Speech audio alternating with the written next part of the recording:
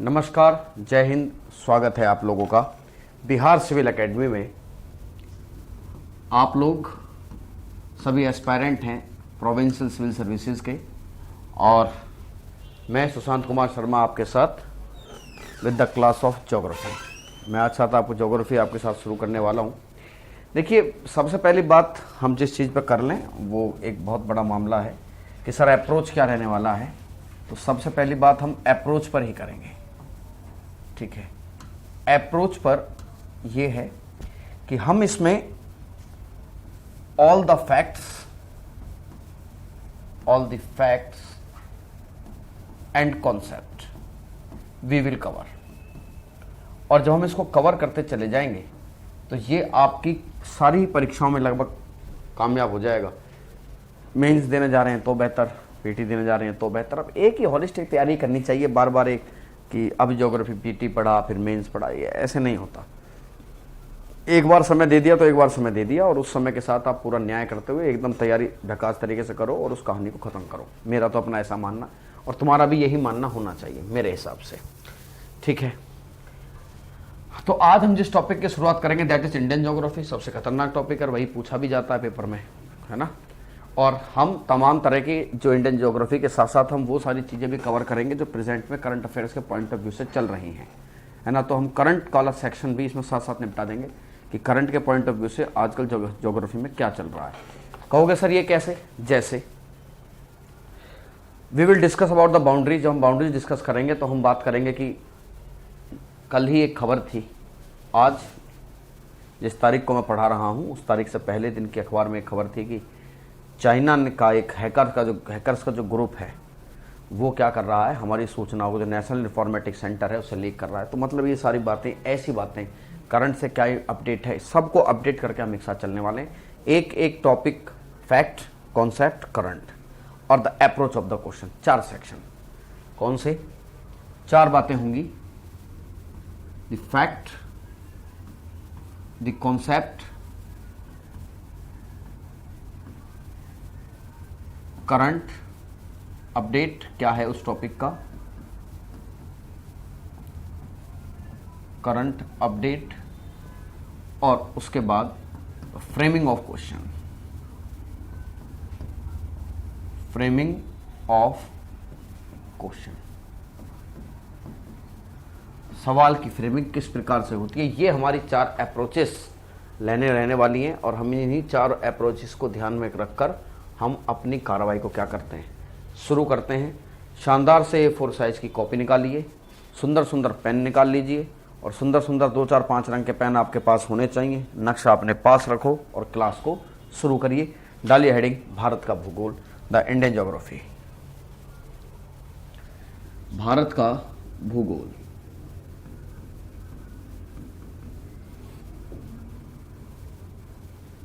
भारत का भूगोल, that is geography of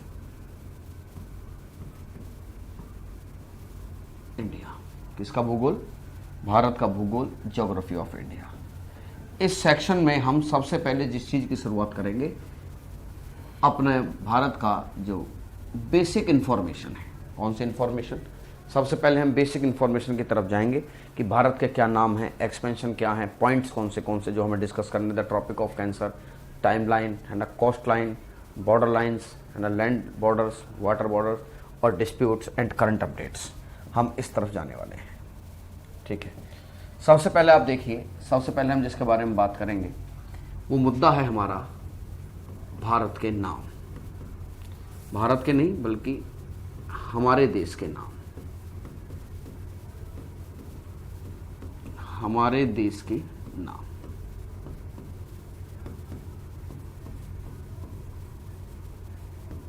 name of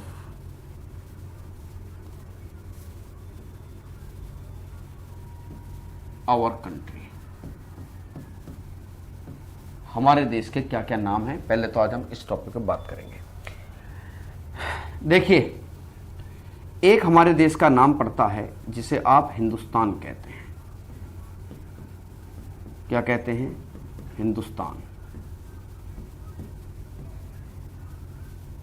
यूनानी लोग सै को है कहते थे। क्या कहते थे? सै को किस नाम से पुकारते थे? वो है नाम से। तो सिंधु बनी हिंदू, और हिंदू के उस तरफ रहने वाले लोग बने हिंदुस्तानी। ठीक है, एक बात और समझ लीजिए, जो स्थान वर्ड हम लगाते हैं, बेसिकली जो स्थान है, तान, तान का अर्थ होता है दी लैंड ऑफ, मतलब के लोगों की जमीन, के लोगों की जमीन इसका अर्थ होता है। मतलब अफगान लोगों की जमीन अफगानिस्तान, पाक लोगों की जमीन पाकिस्तान, उज्बेक लोगों की जमीन उज्बेकिस्तान, तुर्क लोगों की जमीन तुर्कमेनिस्तान। तो स्थान का अर्थ क्या होता है? The land of, it means के लोगों की जमीन, है ना। यहीं पर आप देखिए, तो जो हिंदुस्तान है, तो मैंने आपको बताया कि जो यूनानी है, यूनानी सै को है कहते हैं। क्या कहते हैं? सै को है। तो सिंधु बनी हिंदू, और हिंदू नदी के उस पार रहने वाले लोग हिंदुस्तानी। दूसरा नाम जो हमें मिलता है भारत का, दूसरा नाम है आर्यावर्त। आर्यावर्त, ये किस नाम पर है साहब?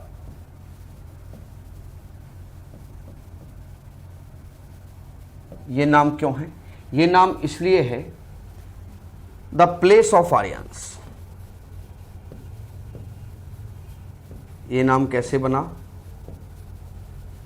द प्लेस ऑफ आर्यंस, मतलब आर्यों के लोगों की जमीन। एक नाम जम्बू द्वीप है। कौन सा? Jambu island. On the basis of Buddha, ये बुद्ध काल की बात है। किसकी बात है? बुद्ध काल की बात। एक नाम इंडिया है, नाम इंडियन से आया, लेकिन इसको ये नाम यूरोपियंस देते हैं। किनके द्वारा? यूरोपियंस के द्वारा। ठीक है, कभी आपसे पूछ ले कि भाई कौन से भारत के नाम के की क्या पृष्ठभूमि है, तो उसको एकदम बताते हुए चूकिएगा मत, एकदम तुरंत आंसर दे देना कि ये पृष्ठभूमि है और इसलिए इस चीज़ का आंसर ये है। तो आपने क्या देखा कि हमने नाम देखे, अब हम देखेंगे विस्तार, द एक्सपेंशंस।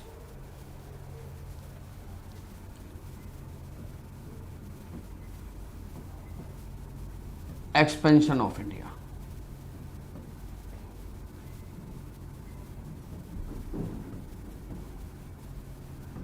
भारत का विस्तार,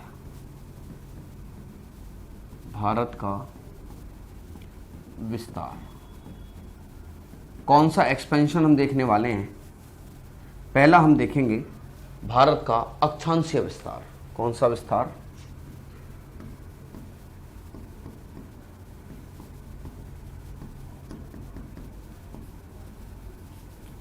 लैटिट्यूडिनल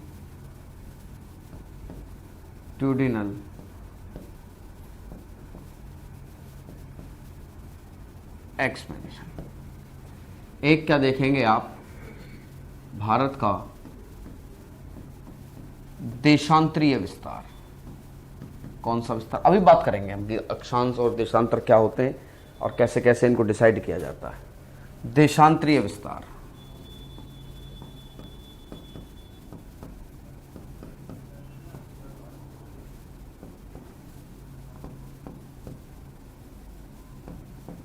लॉन्गिट्यूडिनल एक्सपेंशन। आपको यहां समझने की जरूरत यह है कि आपने ग्लोब पर, ऑन ग्लोब,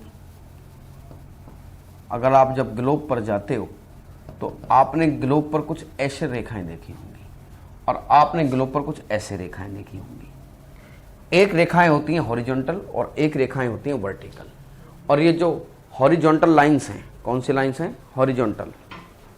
हॉरिजॉन्टल जो लाइंस हैं इनको अक्षांश कहते हैं। क्या कहते हैं?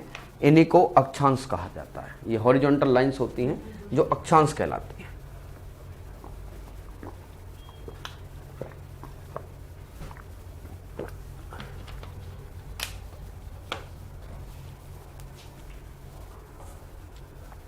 ठीक है, और एक कैसी लाइंस होती हैं, ऐसे, ये देशांतर कहलाते हैं, ये अक्षांश कहलाती हैं। ठीक है, ये ग्लोब पर हैं, ये याद रखना, ये भी इमेजिनरी लाइंस हैं। कौन सी लाइंस हैं, ये भी कैसी लाइंस हैं, ये भी इमेजिनरी लाइंस हैं। मतलब ऐसा नहीं है कि ये आप देख सको, आप इनको देख नहीं सकते, इनको ग्लोब पर केवल ड्रॉ किया जा सकता है। ये इमेजिनरी है, नॉट विजिबल हैं, ये केवल साइंटिफिक मेजरमेंट में ही ये इस्तेमाल में आती हैं, और ये दोनों ही लाइनें इमेजिनरी हैं।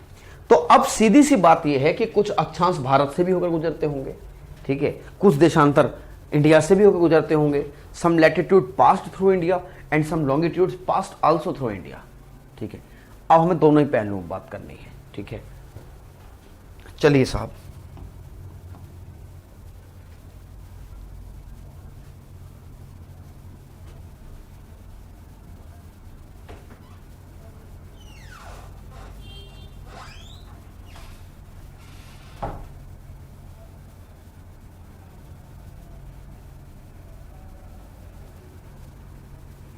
एक बार एक मैप आप ड्रॉ कर लीजिए।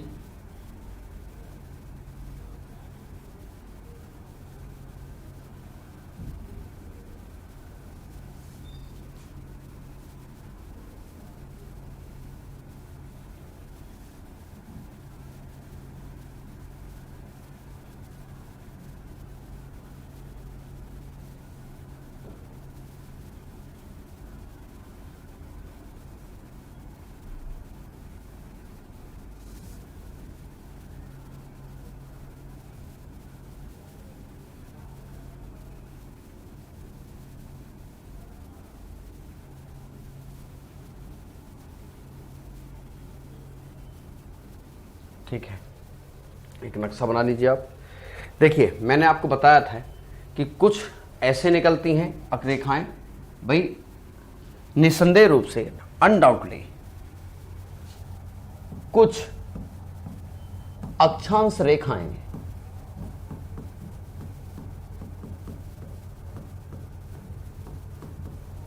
भारत से भी निकलती हैं।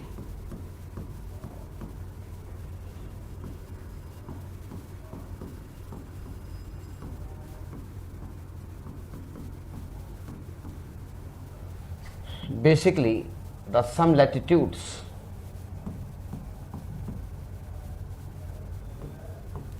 passed through India.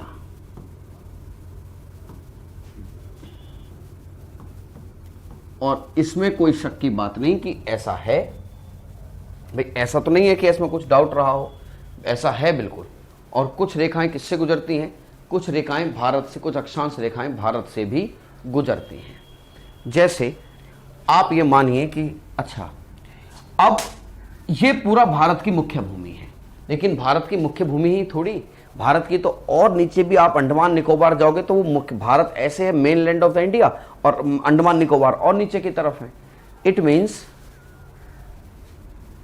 यहां पर एक आइलैंड पड़ता है जिसे निकोबार कहते हैं। क्या कहते हैं? निकोबार। और निकोबार का भी ये कौन सा है? That is great Nicobar. कौन सा है? ये ग्रेट निकोबार है। ये भारत के मेन लैंड से भी नीचा है, ये भारत के मेन लैंड से भी नीचे की तरफ है। इट मीन्स जब आपसे कुछ देशांतर पार करेंगे तो 100% स्थिति ये देखने को मिलेगी। एक देशांतर ऐसे पार करेगा, यस और नो? यस। एक देशांतर ऐसे पार कर रहा होगा और एक देशांतर ऐसे पार कर रहा होगा, यस और नो? देखिए, ये जो देशांतर है, ये देशांतर है, सॉरी अक्षांश, लैटिट्यूड, सॉरी, ये लैटिट्यूड है 6 डिग्री 4 मिनट और ये है 8 degree 4 minute latitude, and this latitude is 37 degree 6 minute. कौन सा है? 37 डिग्री एंड 6 मिनट। देखिए, सबसे पहला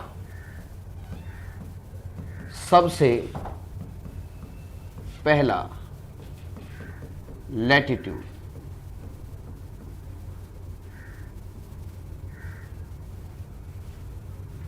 जो भारत की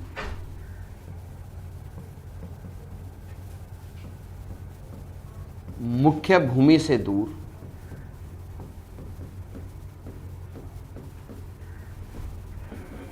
ग्रेट निकोबार से जाता है। किससे जाता है? ग्रेट निकोबार से। The very first latitude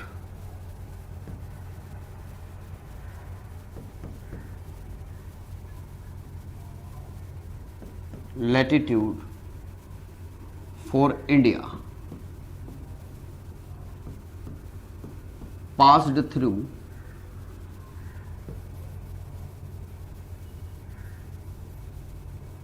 Great Nicobar,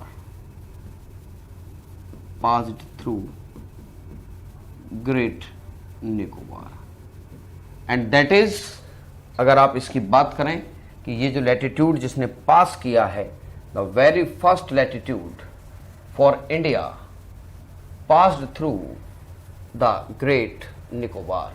किससे पास करता है? ग्रेट निकोबार से पास करता है सबसे पहला लैटिट्यूड। और जब ये सबसे पहला लैटिट्यूड ग्रेट निकोबार से पास करता है तो इसके बारे में क्या जानकारी आपको जुटानी है? ये 6 डिग्री 4 मिनट से है। लोकेशन है इसकी इंदिरा पॉइंट। क्या है इसकी लोकेशन? इसकी लोकेशन इंदिरा पॉइंट है। इंदिरा पॉइंट, ठीक है। इसे पिग्मेलियन क्या कहते हैं? पिग्मेलियन पॉइंट भी कहते हैं। इसे पार्सन बिंदु भी कहते हैं। क्या कहते हैं? Parson Point. क्या कहते हैं? पार्सन पॉइंट, पिग्मेलियन बिंदु या पार्सन बिंदु, ये तीनों इसी के नाम है। और ये जो लोकेशन है आपकी, ये यहां पर है। कहां पर है? बिल्कुल ग्रेट निकोबार में, जिसे इंदिरा पॉइंट कहते हैं, पिग्मेलियन पॉइंट कहते हैं, पार्सन बिंदु कहते हैं। एक बात और याद रखिएगा इस लोकेशन के बारे में, अगर याद रखना चाहें तो 26 दिसंबर 2004 की जो साल थी, 26 दिसंबर 2004 की सुनामी में ये डूब गया था। 2004 की सुनामी में ये डूब गया था।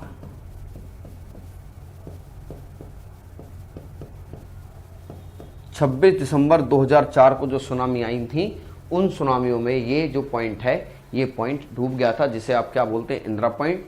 और द करंट की न्यूज़ ये है कि अब ये दोबारा से क्या आ गया है? ये दोबारा से ज़मीन पर निकलकर आपके सामने फिर से हाजिर हो गया है। अब ये फिर दिखाई देता है। अब ये मत कह देना कि सर क्या ये डूबा हुआ है? नहीं बेटा, अभी डूबा हुआ नहीं है। अब ये फिर से क्या आ गया है? फिर से आ गया है सामने।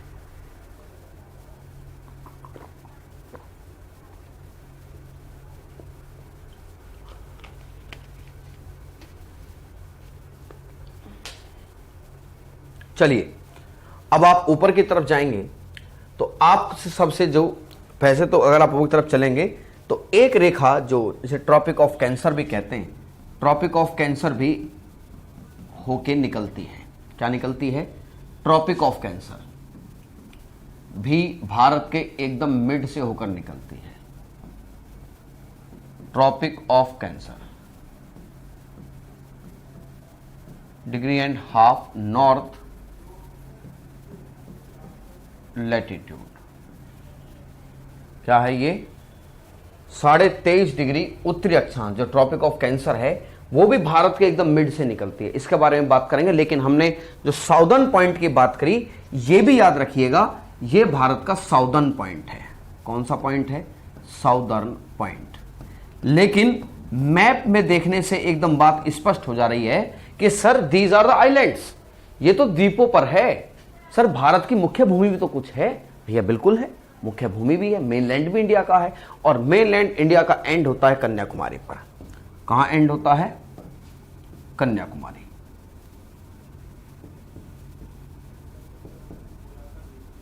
Kanyakumari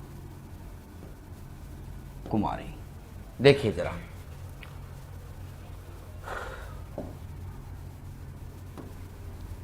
the southern point, the southern point, तो ये दो केस बने यहां से, एक तो ओवरऑल, तो ओवरऑल देखेंगे तो आप समझ गए कि इंदिरा पॉइंट है। कौन सा है? ओवरऑल देखा जाए तो ये पॉइंट इंदिरा पॉइंट है। अभी मैंने आपको पीछे अभी अपडेट इसका दिया था, ठीक है। लेकिन मेन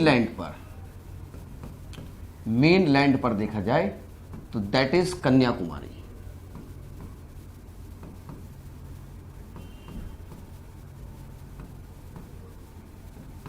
कौन सा है जी? कन्याकुमारी। और इसकी लोकेशन है, ये तमिलनाडु में पड़ता है, और इसकी लोकेशन है 8 डिग्री 4 मिनट। कितनी है? 8 डिग्री 4 मिनट। तो ये आपका पॉइंट एक सेट हो गया, ठीक है। ओवरऑल पूछेगा आप तो बता दोगे, मेन लैंड पर पूछेगा तो बता दोगे, और आपसे यही पूछ बैठे कि ये बताइए साहब कि वैसे कहाँ हैं, मतलब मेन लैंड पर, तो वो भी आप बता दोगे। अब आप ऊपर की तरफ चलिए, the northern point of India, northern point of India, northern point of India. तो एक बार फिर से मैप पे देख लेते हैं ताकि बात एकदम क्लियर रहे। नॉर्दर्न पॉइंट ऑफ इंडिया है इंदिरा कॉल। कौन सा है? इंदिरा कॉल। कौन सा है जी? इंदिरा कॉल। आइए जरा अपना वापस, northern point of India Indira call है। कौन सा है? Indira call.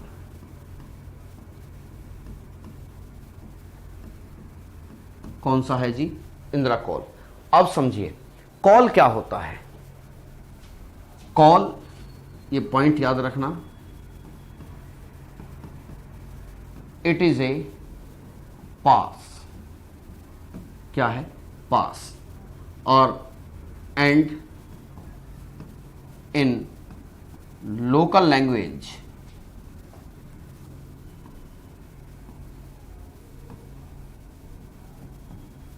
and in local language it is known as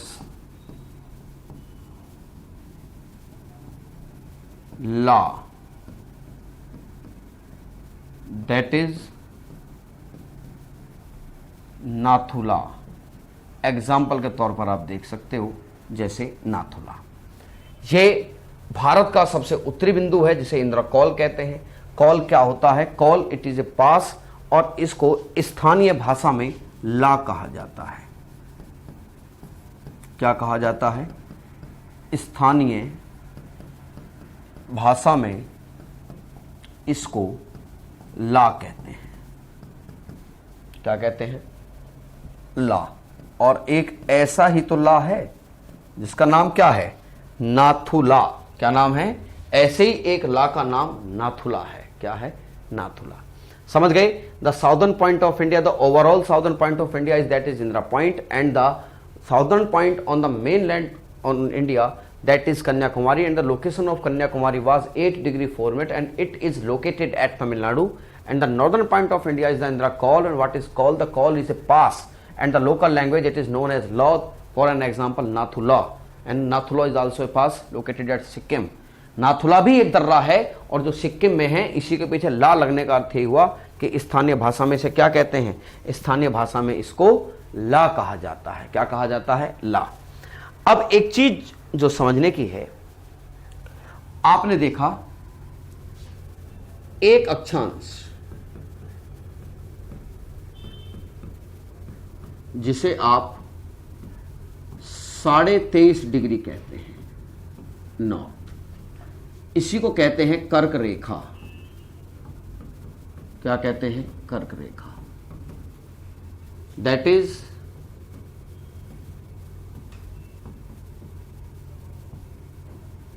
tropic of cancer also passed through India.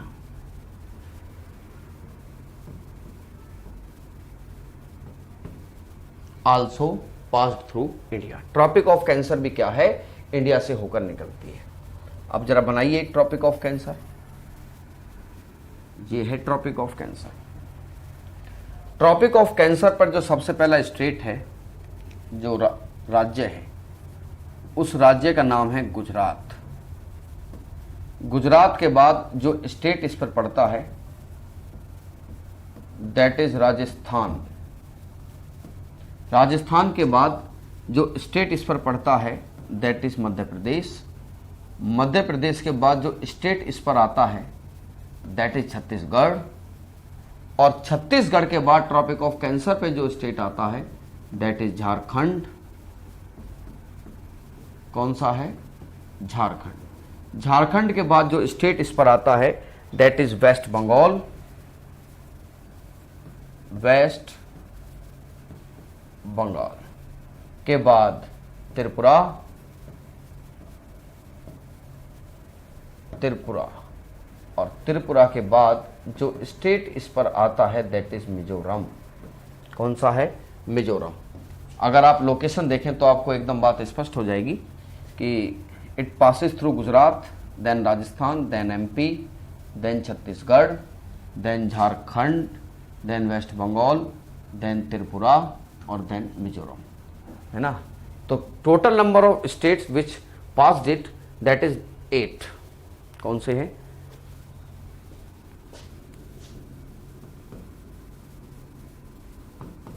Total number of state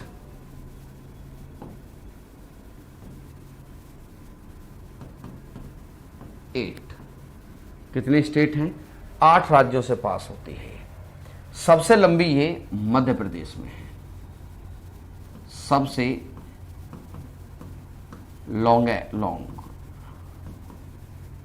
सबसे लॉन्गेस्ट डिस्टेंस ये जहां कवर करती है दैट इज मध्य प्रदेश। ये मध्य प्रदेश से सबसे ज्यादा दूरी क्या करती है? कवर करती है। अब अभी देखा जाए, कई बार ऐसे सवाल बनते हैं जिनका पर अब गौर फरमाना जरूरी है। It means the capitals of the state which passed through Tropic of Cancer, their distances and which is nearest and which is farthest from the Tropic of Cancer. हमें कर्क रेखा से गुजरने वाले हर एक उस राज्य की राजधानी की जानकारी करनी है, जो इसके पास है, नजदीक है, ऊपर है, नीचे है, कहां है, ये सब हमें जानकारी करनी होगी।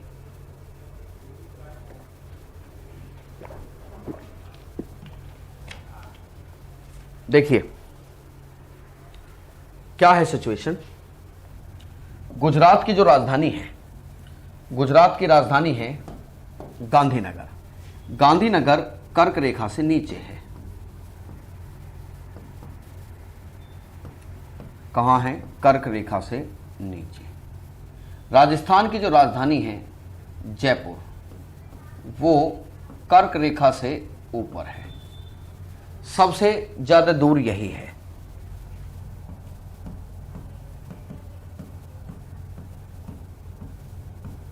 सबसे ज्यादा दूर। मध्य प्रदेश की राजधानी भोपाल कर्क रेखा से नीचे है।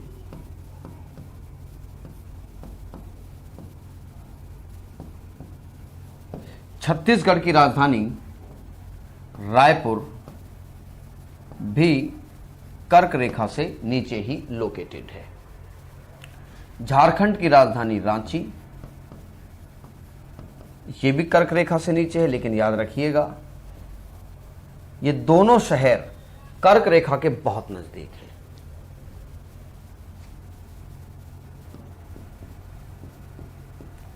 ये दोनों ही शहर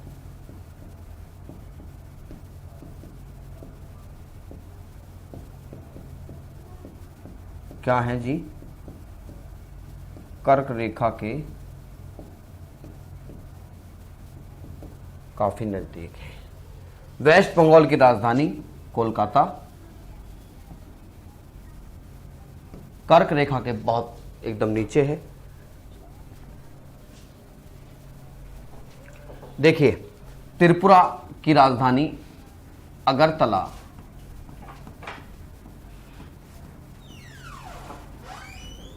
त्रिपुरा की राजधानी Agartala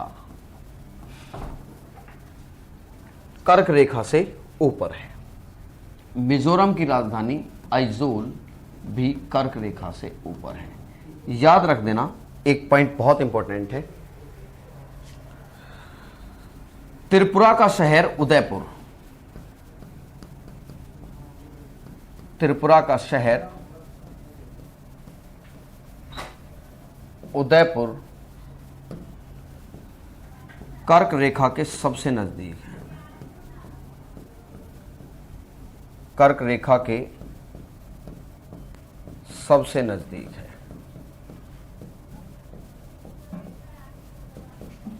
the closest city is Udaipur. तो ये आपने क्या देखा, ये आपने देखा कि भाई किस प्रकार से आपने कर्क रेखा से गुजरने वाले राज्यों की संख्या देखी, और आपने देखा कि कौन सी कैपिटल है जो कर्क रेखा से ऊपर है या नीचे है। ठीक है, तो अगली क्लास में हम डिस्कस करेंगे देशांतर, मानक समय रेखा और भारत का समय। ठीक है, ओके।